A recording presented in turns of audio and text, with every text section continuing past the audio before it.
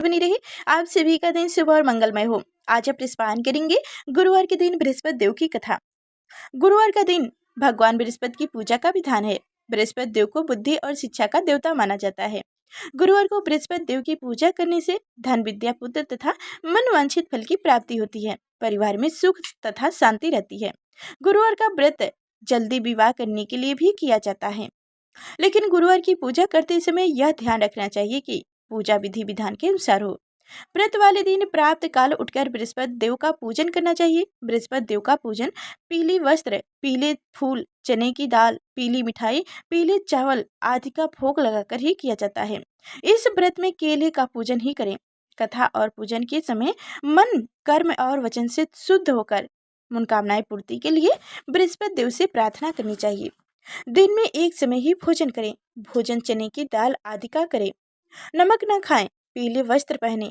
पीले फलों का प्रयोग करें। पीले चंदन से पूजन करें। पूजन के बाद भगवान बृहस्पति की कथा सुननी चाहिए। कहा जाता है कि बिना कथा सुने व्रत अधूरी मानी जाती है। तो आइए ध्यान पूर्वक कथा को सुनिएगा।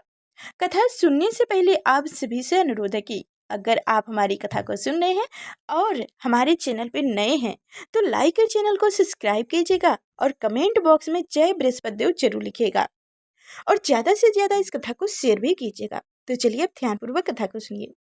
भारतवर्ष में एक प्रतापी और दानी राजा राज करता था। वह नित्य गरीबों और ब्राह्मणों की सेवा सहायता किया करता था। यह बात उसकी रानी को अच्छी नहीं लगती थी। वह ना ही गरीबों को दान देती और ना ही भगवान का पूजन किया करती थी और राजों को भी दान देने से मना किया करती थी। एक दिन राजा शिकार खेलने के लिए वन को चले गए हुए थे, तो महल में रानी और दासी अकेली थी। उसी समय बृहस्पति देव साधु के वेश में राजा के महल में भिक्षा के लिए गए और भिक्षा मांगी। रानी ने भिक्षा देने से इनकार किया और कहा, हे साधु महाराज, मैं तो दानी पुण्य से तंग आ गई हूँ। मेरा पति सारा धन लुटाते रहते हैं। मेरी इच्छा है कि हमारा धन नष्ट हो जाए, फिर न रहेगी बांस न बाजेगी बांसुरी। साधु ने कहा, देवी, तुम तो बड़ी विचित्र हो। धन संतान तो सभी चाहते हैं, पुत्र और लक्ष्मी तो पापी के घर भी होनी चाहिए। यदि तुम्हारे पास अधिक धन है तो भूखे को भोजन दे दो, प्यासों के लिए प्याऊ बनवा दो, मुसाफिरों के लिए धर्मशाला खुदवा दो। जो निर्धन अपनी कुंवारी कन्याओं का विवाह नहीं करा सकते उनका विवाह करा दो। ऐसे और कई काम हैं जिनके करने से तुम्हारा यश लोक परलोक में फैलेगा। परंतु रानी पे उपदेश का कोई प्रभाव न पड़ा। वह बोली, महाराज, आप मुझे कुछ न समझाइए। मैं ऐसा धन नहीं चाहती जो हर जगह बांटती फिरूं। साधु ने उत्तर दिया, यदि तुम्हारी ऐसी इच्छा है तो तथास्तु। तुम ऐसा करना कि बृहस्पतिवार को घर लिपकर पीली मिट्टी से अपना केस धोकर स्नान करना, भट्ठी चढ़ाकर कपड़े धोना। ऐसा करने से आपका सारा धन नष्ट हो जाएगा। इतना कहकर वो साधु महाराज वहां से लुप्त हो गए, अंतर ध्यान हो गए। साधु के अनुसार कहे हुए बातों को पूरा करते हुए रानी को केवल 3 बृहस्पतिवार ही बीते थे कि उनकी समस्त धन संपत्ति नष्ट हो गई। भोजन के लिए राजा का परिवार तरसने लगा। तब एक दिन राजा ने रानी से बोला कि, हे रानी, तुम यहीं रहो, मैं दूसरे देश को जाता हूँ, क्योंकि यहाँ पर सभी लोग मुझे जानते हैं, इसलिए मैं कोई छोटा कार्य नहीं कर सकता। ऐसा कहकर राजा प्रदेश चला गया। वहाँ वह जंगल से लकड़ी काट कर लाता और शहर में बेचता। इस तरह वह अपना जीवन व्यतीत करने लगा। इधर राजा के प्रदेश जाते ही रानी और दासी दुखी रहने लगी। एक बार जब रानी और दासी को 7 दिन तक बिना भोजन करना पड़ा तो रानी ने अपनी दासी से कही, हे दासी, पास ही के नगर में मेरी बहन रहती है, वह बहुत धनवान है, तो उनके पास जा और कुछ ले आ, ताकि थोड़ी बहुत गुजर बसर हो जाए। दासी रानी की बहन के पास गई। उस दिन गुरुवार था और रानी की बहन उस समय बृहस्पतिवार का व्रत की कथा सुन रही थी। दासी ने रानी की बहन को अपनी रानी का संदेशा दिया, लेकिन रानी की बड़ी बहन ने कोई उत्तर नहीं दिया। उत्तर नहीं मिलने से तो वह बहुत दुखी हुई और क्रोध भी बहुत आया उसे। दासी ने वापस आकर रानी को सारी बातें बता दी। रानी ने सुनकर अपने भाग्य को कोसने लगी। इधर रानी की बहन ने सोचा कि मेरी बहन की दासी आई थी, परंतु मैं उससे नहीं बोली, इससे वह बहुत दुखी हुई होगी। कथा सुनकर और पूजन समाप्त करके वह अपनी बहन के घर आई और कहने लगी, हे बहन, मैं बृहस्पतिवार का व्रत कर रही थी। तुम्हारी दासी मेरे घर आई थी, परंतु जब तक कथा होती है तब तक ना तो उठते हैं और ना ही बोलते हैं, इसलिए मैं नहीं बोली। कहो दासी, क्यों आई थी? रानी बोली, बहन, तुमसे क्या छुपाऊं, हमारे घर में खाने तक को अनाज नहीं था। ऐसा कहते कहते रानी की आंखें भर आई। उसने दासी समेत पिछले 7 दिनों से भूखे रहने तक की बात अपनी बहन को विस्तार पूर्वक सुना दी। रानी की बहन से बोली, देखो बहन, भगवान बृहस्पति देव सबकी मनोकामनाओं को पूर्ण करते हैं। देखो, शायद तुम्हारे घर में अनाज रखा हो। पहले तो रानी को विश्वास नहीं हुआ, पर बहन के आग्रह करने पर उसने अपनी दासी को अंदर भेजा तो उसे सचमुच अनाज से भरा एक घड़ा मिल गया। यह देखकर दासी को बहुत हैरानी हुई। दासी रानी से कहने लगी, हे रानी, जब हमको भोजन नहीं मिलता तो हम व्रत ही तो किया करते थे, इसलिए क्यों ना इनसे व्रत की विधि पूछ ली जाए और कथा पूछ ली जाए, ताकि हम भी व्रत कर सकें। तब रानी ने अपनी बहन से बृहस्पतिवार व्रत के बारे में पूछा। उसकी बहन ने बताया, बृहस्पतिवार के व्रत में चने की दाल और मुनक्का से विष्णु भगवान का केले की जड़ में पूजन कर तथा दीपक जला व्रत कथा सुनो और पीले भोजन ही करो, इससे बृहस्पति देव प्रसन्न होते हैं। व्रत और पूजन विधि बताकर रानी की बहन अपने घर को लौट गई। 7 दिन के बाद जब गुरुवार आया तो रानी और दासी ने व्रत रखा। गुड़शाला में जाकर चना और गुड़ लेकर आई, फिर उससे केले की जड़ में तथा विष्णु भगवान का पूजन किया। अब पीला भोजन कहाँ से आए, इस बात को लेकर दोनों बहुत दुखी थे, परंतु उन्होंने व्रत रखा था, इसलिए बृहस्पति देव उनसे प्रसन्न थे। इसलिए वो एक साधारण व्यक्ति का रूप धारण कर 2 थाली में सुंदर पीला भोजन लेकर आए और दासी को भोजन दे गए। भोजन पाकर दासी बहुत प्रसन्न हुई और फिर रानी के साथ मिलकर भोजन ग्रहण किया। उसके बाद वो सभी गुरुवार को व्रत और पूजन करने लगे। बृहस्पति भगवान की कृपा से उनके पास फिर से धन संपत्ति आ गई, परंतु रानी फिर से पहले की तरह आलस करने लगी। तब दासी बोली, देखो रानी, तुम पहले भी इसी प्रकार आलस करती थी, तुम्हें धन रखने में कष्ट होता था, इस कारण सभी धन नष्ट हो गए, और अब जब भगवान बृहस्पति की कृपा से धन मिला है तो तुम्हें फिर से आलस होता है। रानी को समझाते हुए दासी कहते हैं कि बड़ी मुसाफिरों की मुसीबतों के बाद हमने यह धन पाया है, इसलिए हमें दान पुण्य करना चाहिए, भूखे मनुष्यों को भोजन कराना चाहिए और धन को शुभ कार्य में खर्च करना चाहिए, जिससे तुम्हारे कुल का यश बढ़ेगा, स्वर्ग की प्राप्ति होगी तथा पितृ प्रसन्न होंगे। दासी की बात मानकर रानी अपना धन शुभ कार्य में खर्च करने लगी, जिससे पूरे नगर में उसका यश फैलने लगा। बृहस्पतिवार व्रत कथा के बाद कहा जाता है कि एक दिन राजा दुखी होकर जंगल में एक पेड़ के नीचे आसन जमाकर बैठ गया। वह अपनी दशा को याद करके व्याकुल होने लगा। बृहस्पतिवार का दिन था। एकांत उसने देखा कि निर्जन वन में एक साधु प्रकट हुए। वह साधु वेश में स्वयं बृहस्पति देवता थे। लकड़हारे के सामने आकर बोले, हे लकड़हारे, इस सुनसान जंगल में तू चिंता मंग क्यों बैठा है? लकड़हारे ने दोनों हाथ जोड़कर प्रणाम किया और उत्तर दिया, महात्मा जी, आप तो सब कुछ जानते हैं, मैं क्या कहूँ? यह कहकर रोने लगा और साधु को अपनी आत्मकथा सुनाई। महात्मा जी ने कहा, तुम्हारी स्त्री ने बृहस्पतिवार के दिन बृहस्पति भगवान का निरादर किया था, जिसके कारण रुष्ट होकर उन्होंने तुम्हारी यह दशा कर दी है। अब तुम चिंता को दूर करके मेरे कहने पर चलो तो तुम्हारे सब कष्ट दूर हो जाएंगे और भगवान पहले से भी अधिक धन प्रदान करेंगे।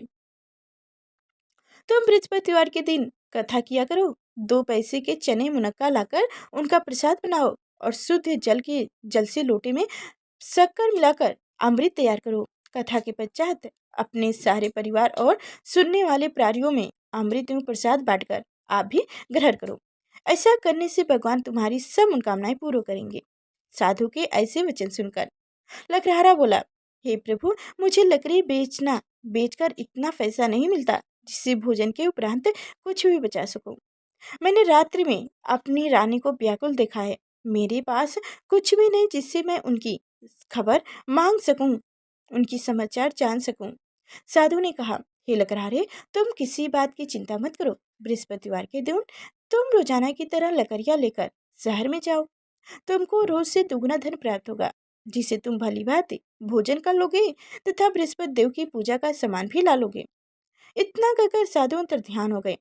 अब धीरे धीरे समय व्यतीत होने पर फिर वही बृहस्पतिवार का दिन आया। लकड़हारा जंगल से लकड़ी काटकर किसी शहर में बेचने गया। उसे उस दिन और दिनों से अधिक पैसा मिला। राजा ने चना गुड़ आदि लाकर गुरुवार का व्रत किया। उस दिन से उनके सभी कलेश दूर हो गए। परंतु जब दोबारा गुरुवार का दिन आया तो बृहस्पतिवार का व्रत करना भूल गए। इस कारण बृहस्पति भगवान नाराज हो गए। उस दिन उस नगर के राजा ने विशाल यज्ञ का आयोजन किया तथा शहर में यह घोषणा करवा दी कि कोई भी मनुष्य अपने घर में भोजन न बनवाए, न आग जलाए। समस्त जनता मेरे यहाँ भोजन करने आए। इस आज्ञा को जो नहीं मानेगा उसे फांसी की सजा दी जाएगी। इस तरह की घोषणा संपूर्ण नगर में करवा दी गई। राजा की आज्ञा अनुसार शहर के सभी लोग भोजन करने के लिए गए, लेकिन लकड़हारा कुछ देर से पहुंचा, इसलिए राजा उनको अपने साथ घर ले गए।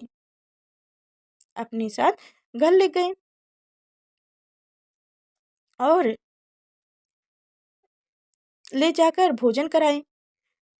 तो रानी की दृष्टि उस खूंटी पर पड़ी जिस पर उनका हार टंगा हुआ था। वह वहां पर दिखाई नहीं दिया। रानी ने निर्णय किया कि मेरा हार इस मानुस ने चुरा लिया है। उसी समय सिपाहियों को बुलाकर उनको कारागार में डाल दिया गया। जब लकड़हारा कारागार में पड़ गया और बहुत दुखी होकर विचार करने लगा कि ना जाने कौन से पूर्व जन्म के कर्म से मुझे यह दुख प्राप्त हुआ है, और उसी साधु के याद करने लगा जो कि जंगल में मिली थी।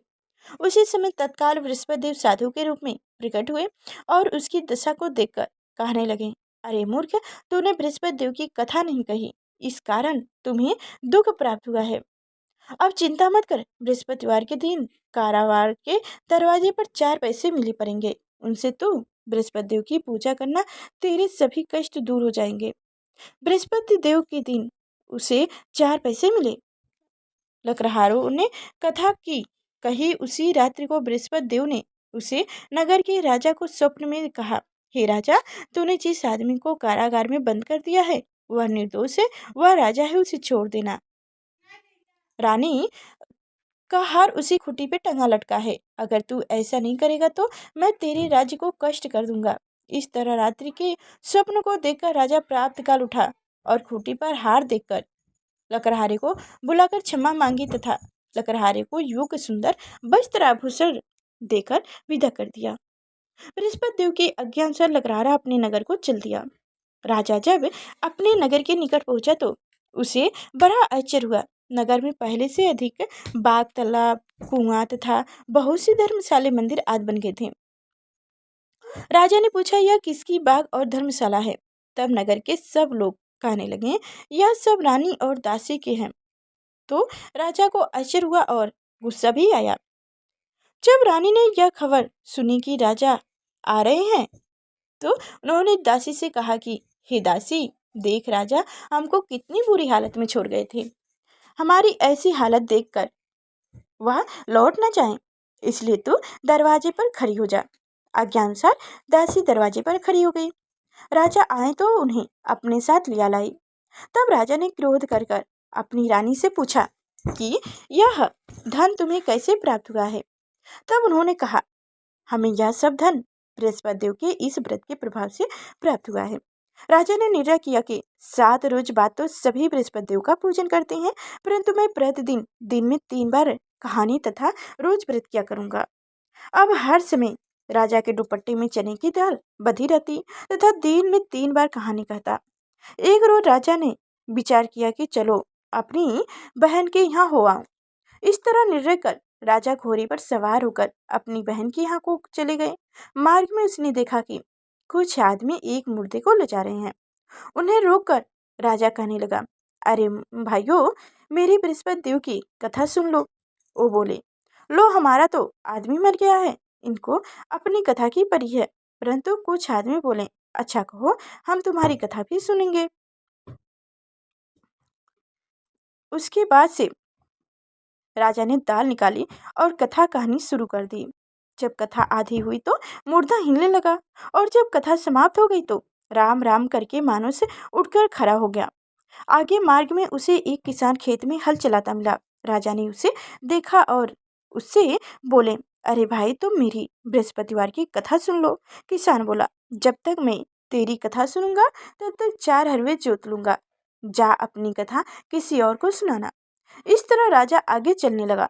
राजा के हटते ही बैल पिछाड़ खाकर गिर गए तथा किसान के पेट में बड़ी जोर से दर्द होने लगा। उस समय उसकी माँ रोटी लेकर आई। उसने जब यह देखा तो अपने पुत्र से सब हाल पूछा और बेटे ने सभी हाल कह दिया। तो बुढ़िया दौड़ती दौड़ती उस घोड़सवार के पास गई और उससे बोली कि मैं तेरी कथा सुनूंगा तो अपनी कथा मेरे खेत पर चलकर ही कहना। राजा ने बुढ़िया के खेत पर जाकर कथा कही, जिसके सुनते ही वह बैल उठकर खड़े हो गए। किसान के पेट का दर्द भी बंद हो गया। राजा अपनी बहन के घर पहुंचे। बहन ने भाई की खूब मेहमानी की। दूसरे रोज प्रातः काल राजा जगा तो वह देखने लगा कि सब लोग भोजन कर रहे हैं। राजा ने अपनी बहन से कहा, ऐसी कोई मानुष है जिसने भोजन न किया हो? ऐसी बृहस्पतिवार की कथा सुन ले। बहन बोली, हे भैया, यह देश ऐसा ही है कि पहले यहाँ के लोग भोजन करते हैं, बाद में अन्य काम करते हैं। अगर कोई पड़ोस में हो तो देखाती हूँ। वह ऐसा कहकर देखने चली गई, परंतु उसे कोई ऐसा व्यक्ति नहीं मिला जिसने भोजन न किया हो। अंत वह एक कुम्हार के घर गई जिसका लड़का बीमार था। उसे मालूम हुआ कि उनके यहाँ 3 रोज से किसी ने भोजन नहीं किया है। रानी ने अपनी भाई की कथा सुनने के लिए कुम्हार से कहा। वह तैयार हो गए। राजा ने जाकर बृहस्पति देव की कथा कही, जिसको सुनकर उनका लड़का ठीक हो गया। अब तो राजा की प्रशंसा होने लगी। एक रोज राजा ने अपनी बहन से कहा कि हे बहन, हम अपने घर को जाऊंगा, तुम भी तैयार हो जाओ। राजा की बहन ने अपनी सास से कहा, सासू माँ, मैं चली जाऊं। परंतु तब जाके सासू माँ बताई कि तुम चले जा, परंतु अपने लड़कों को मत ले जाना, क्योंकि तेरे भैया के कोई औलाद नहीं होते हैं। बहन ने अपने भाई से कहा, हे भैया, मैं तो चलूंगी पर कोई बालक नहीं जाएगा। राजा बोला, जब कोई बालक नहीं जाएगा तब तुम ही क्यों जाओगी? वह बड़े दुखी मन से राजा अपने नगर को लौट आया। राजा ने अपनी रानी से कहा, हम निर्वंशी हैं, हमारा मुंह देखने का धर्म नहीं है, और कुछ भोजन आदि नहीं किया, सैया पर लेट गया। रानी बोली, हे प्रभु, बृहस्पति देव ने हमें सब कुछ दिए हैं, वो हमें औलाद अवश्य देंगे। उसी रात को बृहस्पति देव ने राजा से स्वप्न में कहा, हे राजा, उठ सभी सोच त्याग दे, तेरी रानी गर्भवती है। राजा की यह बात सुनकर बड़े दुखी खुश हुए। 9वें महीने में उनके गर्भ से एक सुंदर पुत्र पैदा हुआ। तब राजा बोले, हे रानी, स्त्री बिना भोजन के रह सकती है, पर बिना कहे नहीं रह सकती। जब मेरी बहन आए तो तुम उससे कुछ मत कहना। रानी ने सुनकर हाँ कर दिया। जब राजा की बहन ने यह शुभ समाचार सुना तो वह अपने भाई के यहाँ खुशी होकर तथा बधाई लेकर आई। भाई के यहाँ तभी रानी ने कहा, घोड़ा चढ़कर नहीं आई, गधा चढ़कर आई। राजा की बहन बोली, भैया, मैं इस प्रकार ना कहती तो तुम्हें औलाद कैसे होती? बृहस्पति देव की ही ऐसी इच्छा है, जैसे जिनके मन में मनोकामनाएं सभी को पूर्ण करते हैं। जो सदा भावपूर्वक बृहस्पतिवार का व्रत करता है एवं कथा पढ़ता अथवा सुनता है, दूसरों को सुनाता है, बृहस्पति देव उनकी सभी मनोकामनाओं को पूर्ण करते हैं। भगवान बृहस्पति देव उनकी सदैव रक्षा करते हैं। संसार में जो मनुष्य सदा भाव से भगवान जी का पूजन व्रत सच्चे हृदय से करते हैं तो उनकी सभी मनोकामनाएं पूर्ण करते हैं। ऐसे सच्ची भावना से राजा और रानी ने उनकी कथा का गुणगान किया तो उनकी सभी इच्छाएं बृहस्पति देव जी ने पूर्ण की थी। इसलिए पूरी कथा सुनने के बाद प्रसाद लेकर जाना चाहिए। हृदय से उनका मनन करते हुए जय जयकार बोलना चाहिए। प्रेम से बोलो, भगवान बृहस्पति देव की जय हो, भगवान बृहस्पति देव की जय हो, माँ लक्ष्मी की जय हो। तो प्रिय भक्तगणों, आप सभी को हमारी कथाएं कैसी लगी कमेंट बॉक्स में जरूर बताइएगा। फिर मिलेंगे अगले नेक्स्ट वीडियो में, तब तक के लिए